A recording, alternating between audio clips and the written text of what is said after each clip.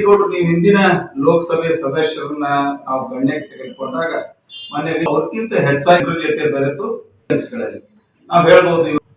ಭಾರತ್ ಮಾಲಾ ಇರತಕ್ಕಂತ 2 ನಮ್ಮ ಲೋಕಸಭಾ ಕ್ಷೇತ್ರದಿಂದ ಹಾಗೆ ಸಂಪೂರ್ಣ ವ್ಯಾಪ್ತಿಯಲ್ಲಿ ಬರ್ತಕ್ಕಂಥ ನಾವೇನು ಗದಗ್ ಟು ಶೋಲಾಪುರ್ ನಾವು ರೈಲ್ವೆ ಮಾರ್ಗ ಏನು ಗದಗ್ ಟು ಶೋಲಾಪುರ್ ನಾವು ರೈಲ್ವೆ ಮಾರ್ಗ ಏನಿದೆ ಡಬಲ್ ರೈಲ್ವೆ ಹಳಿ ಆಗಿದ್ದ ನೋಡ್ತೀವಿ. ಪ್ರತಿಯೊಂದು ಸ್ಟೇಷನ್ ಇವತ್ತು ಅಂದ್ರೆ ಸ್ಟೇಷನ್ಗಳ ಅಭಿವೃದ್ಧಿ ನಡೀತಾ ಇದೆ, ಹೊಸಗಳು ಬರ್ತವೆ. ಜೊತೆಗೆ ಹೊಸದಾಗಿರ್ತಕ್ಕಂಥ ಸೆಕ್ಷನ್ ಇದೆ ಸದ್ಯದ ವ್ಯವಸ್ಥೆಗೆ ಅದು ಬರ್ತಾ ಇದೆ. ಪ್ರವಾಸೋದ್ಯಮ ಬೆಳೀತಾ ಇದೆ. ಬದಾಮಿ ನೋಡ್ತೀರಿ ನೀವು, ಹೃದಯ ಸಿಗುವಂತ 50 ಕೋಟಿ. ತದನಂತರ ಅಲ್ಲಿ ಸ್ಮಾರಕ ಇರ್ತಕ್ಕಂಥ ಜನರ ಬೇರೆ ಕಡೆ ಮಾಡಿ ಆ ಪರಂಪರೆಯನ್ನ ಚಾಲುಕ್ಯರು ಬಿಟ್ಟು ಹೋಗಿದ್ದಾರೆ. ಅದನ್ನ ಜಗತ್ತಿಗೆ ತೋರಿಸ್ಬೇಕು ಅಂತಕ್ಕಂಥ ಪ್ರಾಮಾಣಿಕ ಪ್ರಯತ್ನ ಸಂಸದರಿಂದ ಜೊತೆಗೆ ನಮ್ಮ ನೆಚ್ಚಿನ ಪ್ರಧಾನಮಂತ್ರಿಗಳಿಂದ ಆಗ್ತಾ ಇದೆ. ಇವುಗಳನ್ನೆಲ್ಲ ನೋಡ್ಕೊಂಡಾಗ ನಮ್ಗೆ ಮಾನ್ಯ ಗದ್ದಿಗೌಡರು ಅಭಿವೃದ್ಧಿ ಮಾಡಿಲ್ಲ ಅಂತಕ್ಕಂಥದಕ್ಕಿಂತ ಅಭಿವೃದ್ಧಿ ಪರವಾಗಿದ್ದಾವೆ ಅಂತಕ್ಕಂಥ ವಾತಾವರಣ ಖಂಡಿತವಾಗಿದೆ. ಈ ಸಲದ ಚುನಾವಣೆಯಲ್ಲಿ PC ಗದ್ದಿಗೌಡರು ಸುಮಾರು ಎಷ್ಟು ಅಂತರದಿಂದ ಗೆಲ್ಲಬಹುದು ಅನ್ನುವಂತ ತಮ್ಮ ಆತ್ಮವಿಶ್ವಾಸ ಇದೆ ಅಂತ ನೋಡಿ. ವಿಶ್ವಾಸ ಇರಬೇಕು, ಅತಿಯಾದ ವಿಶ್ವಾಸ ಇರಬಾರ್ದು ಅಂತ ಹೇಳ್ತಾರೆ. ನಾನು ಮೂಲತಃ ಕ್ರೀಡಾಪಟುವಾಗಿ be confident not over confident ಅಂತ ಹೇಳ್ತಾರೆ, ಅಥವಾ ಓವರ್ ಎಂಬಿಷಿಯಸ್ ಇರಬಾರ್ದು ಅಂತ ಹೇಳ್ತಾರೆ. ನಾವು ಏನು ಮತದಾನ ಆಗಿದೆ ಅದು ನಮ್ಮ ಪರವಾಗಿದೆ. ಏನ ಅಂತರ ಇದ್ದು ನಾವು ಒಂದು ಒಳ್ಳೆ ಕಂಫರ್ಟೇಬಲ್ ಲೀಡ್ನಿಂದ ಅಂತರದಿಂದ ನಾವು ಬರ್ತೀವಿ ಅಂತಕ್ಕಂಥ ವಿಶ್ವಾಸ ಖಂಡಿತವಾಗಿದೆ.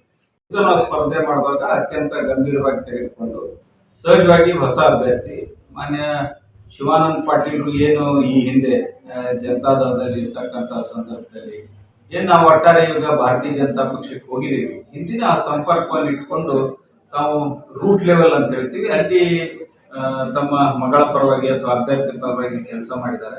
ಅದು ಮೇಲ್ನೋಟಕ್ಕೆ ಸ್ವಲ್ಪ ಕಠಿಣ ಅನಿಸ್ಬೋದು, ಆದರೆ ಪಕ್ಷದ ಕಾರ್ಯಕರ್ತರು ಪಕ್ಷದ ಪ್ರಾಮಾಣಿಕವಾಗಿ ಪಕ್ಷದ ಜೊತೆ ಇರುವುದರಿಂದ ಯಾವ ತೊಂದರೆಗಳು ನಮಗೆ ಬರಲಿಕ್ಕಿಲ್ಲ ಅಂತಕ್ಕಂಥ ವಿಶ್ವಾಸ ನನಗಿದೆ. ಈಗ ಸಾಕಷ್ಟು ಬಾಗಲಕೋಟೆ ಮತಕ್ಷೇತ್ರದಲ್ಲಿ ಹೋದಾಗ ತುಂಬಾ ಏನು ಮತದಾರರು ಅಭಿವೃದ್ಧಿ ವಿಚಾರದಲ್ಲಿ ಗದ್ದಿಗೌಡರು ಎಲ್ಲೋ ಒಂದು ಕಡೆ ಸಾಕಷ್ಟು ಇಲ್ಲಿ ಅಭಿವೃದ್ಧಿ ಮಾಡಬೇಕಾಗಿತ್ತು, ಮಾಡಿಲ್ಲ ಅನ್ನುವಂತ ವಿಚಾರವನ್ನು ಹೊರ ಹಾಕ್ತಾ ಇರುವಂತಹ ಅಸಮಾಧಾನ ವ್ಯಕ್ತವಾಗ್ತಾ ಇದೆ. ಇದರ ಜೊತೆಗೆ ತಾವು ಯುವ ಮುಖಂಡರಾಗಿ ಇದನ್ನ ಯಾವ ರೀತಿ ಸಮರ್ಥನೆ ಮಾಡಿಕೊಂಡು ಪಕ್ಷದಲ್ಲಿ ಮತಯಾಚನೆ ಮಾಡಿದ್ರಿ ಅಂತ? ಕಳೆದ 4 ಅವಧಿಗೆ ಸನ್ಮಾನ್ಯ ಗದ್ದಿಗೌಡರು ಸಂಸದರಾಗಿ ನಮ್ಮೆಲ್ಲರ ಕೆಲಸವನ್ನು ಮಾಡ್ತಾ ಇದ್ದಾರೆ. ಸಹಜವಾಗಿ ಅಭಿವೃದ್ಧಿ ಕೆಲಸಗಳಿಲ್ಲ ಅಂತಕ್ಕಂಥದ್ದನ್ನ ಕ್ಷೇತ್ರ ತುಂಬ ನಾವು ಪ್ರತಿ ಸಾರಿ ಕೇಳ್ತಾ ಇರ್ತೀವಿ. ಆದರೆ ಅಭಿವೃದ್ಧಿ ಎಂಬ ವಿಷಯ ಬಂದಾಗ ಇವತ್ತು ಒಟ್ಟಾರೆ ಭಾರತೀಯ ಜನತಾ ಪಕ್ಷದ ಕೊಡುಗೆ ಏನು, ಮಾನ್ಯ ನರೇಂದ್ರ ಮೋದಿ ಅವರೇನು ಅವ್ರಿಗೆ ಜನ ವಿಶ್ವಾಸ ಇಟ್ಟು 2 ಸಾರಿ ಅವ್ರನ್ನ ಆಯ್ಕೆ ಮಾಡಿ ಕಳಿಸಿದ್ದಾರೆ. ಅವರ ವಿಶ್ವಾಸಕ್ಕೆ ಚ್ಯುತಿ ಬಾರದಾಗೆ ಸನ್ಮಾನ್ಯ ನರೇಂದ್ರ ಮೋದಿ ಅವರು ಇವತ್ತು ಜನತೆ ಜೊತೆ ನಡ್ಕೊಂಡಿದ್ದಾರೆ. ಇವತ್ತು ಅವರು ದೇಶದ ಬಗ್ಗೆ ಕಂಡಿರ್ತಕ್ಕಂಥ ಅಭಿವೃದ್ಧಿಗಳು ಅಥವಾ ಅವರ ದೇಶವನ್ನ ಕಟ್ಟಬೇಕು ಅಂತಕ್ಕಂಥ ಮುಂದಿನ ಉದ್ದೇಶಗಳು ಅಥವಾ ಈಗ ಪ್ರಸ್ತುತವಾಗಿ ಪ್ರತಿ ರೈತರಿಗೆ ಅಥವಾ ಪ್ರತಿ ಪ್ರಜೆಗೆ ಪ್ರತಿ ಮತದಾರನಿಗೆ ಇವತ್ತು ಮೂಲಭೂತ ಸೌಕರ್ಯಗಳು ಪ್ರಧಾನಮಂತ್ರಿಗಳಾಗಿರ್ತಕ್ಕಂಥ ಸನ್ಮಾನ್ಯ ನರೇಂದ್ರ ಮೋದಿ ಅವರು ಮಾಡಿರ್ತಕ್ಕಂಥ ಸಾಧನೆ ಜೊತೆಗೆ ಮಾನ್ಯ ಗದ್ದಿಗೌಡರು ಸತತವಾಗಿ 4 ಸರಿ ಸಂಸದರಾಗಿ 5ನೇ ಬಾರಿ ಜನರ ಎದುರಿಗೆ ಬರಲಿಕ್ಕೆ ಬಯಸ್ತಾ ಇದ್ದಾರೆ. ಇವತ್ತೇನು ಅವರು 4 ಬಾರಿ ಸತತವಾಗಿ ಸಂಸದರಾಗಿ ಈ ಲೋಕಸಭಾ ಕ್ಷೇತ್ರದ ಜನರ ಜೊತೆ ಬೆರೆತು ಅಭಿವೃದ್ಧಿ ಕೆಲಸಗಳಲ್ಲಿ ತಮ್ಮನ್ನು ತಾವು ಪ್ರಾಮಾಣಿಕವಾಗಿ ತೊಡಗಿಸಿಕೊಂಡಿದ್ದಾರೆ. ಮತ್ತು ಪಕ್ಷದ ಇನ್ನಿತರ ನಾಯಕರುಗಳು ಏನು ಲೋಕಸಭಾ ಕ್ಷೇತ್ರದ ವ್ಯಾಪ್ತಿ ಭಾರತೀಯ ಜನತಾ ಪಕ್ಷದ ಸಂಘಟನೆ ಬಹಳ ದೊಡ್ಡ ಮಟ್ಟದಲ್ಲಿದ್ದು ಇವೆಲ್ಲವೂ ಅನುಕೂಲತೆಗಳಿಂದ ನಮ್ಮ ಅಭ್ಯರ್ಥಿ 100ಕ್ಕೆ 100ರಷ್ಟು ಗೆಲ್ಲಬಹುದು ಅಂತಕ್ಕಂಥ ನಮಗೆ ವಿಶ್ವಾಸ ಇದೆ.